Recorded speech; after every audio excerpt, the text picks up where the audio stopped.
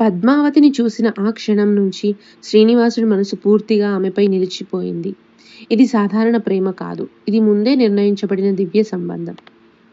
అడవిలో ఒంటరిగా నడుస్తూ పద్మావతి గురించి ఆలోచిస్తూ ఉంటాడు. ఆమె ఎవరు? ఎందుకు నా హృదయం ఆమె వైపు లాగుతోంది?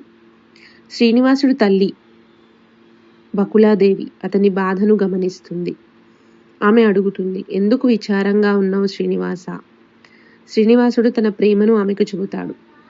బకుళాదేవి వెంటనే అర్థం చేసుకుంటుంది. ఇది సాధారణ విషయం కాదని, నేను నీకు సహాయం చేస్తాను అని హామీ ఇస్తుంది. బకుళాదేవి ఆకాశరాజు దగ్గరికి వెళ్ళి పద్మావతి కోసం పెళ్లి విషయం మాట్లాడుతుంది. రాజు మొదట ఆశ్చర్యపోతాడు. శ్రీనివాసుడు ఎవరు? ఆయన వంశం ఏమిటి? రాజ్యసభలో కొంతమంది శ్రీనివాసుడిపై అనుమానాలు పెడతారు. అతను సాధారణ వాడే కాదా? పరీక్షలు పెట్టాలని నిర్ణయిస్తారు. శ్రీనివాసుడు తన అసలైన శక్తిని చూపిస్తాడు. దివ్య తేజస్సు వెలుగుతుంది. దేవతల ఆశీర్వాదం కనిపిస్తుంది. అందరూ ఆశ్చర్యపోతారు. ఆకాశరాజు చివరికి అంగీకరిస్తాడు. ఇది దేవుని సంకల్పం. ఈ వివాహం జరగాలి. కలియుగంలో అత్యంత గొప్ప వివాహం ప్రారంభమవబోతోంది. శ్రీనివాసుడు పద్మావతి కలయిక ప్రపంచాన్ని మార్చబోతోంది.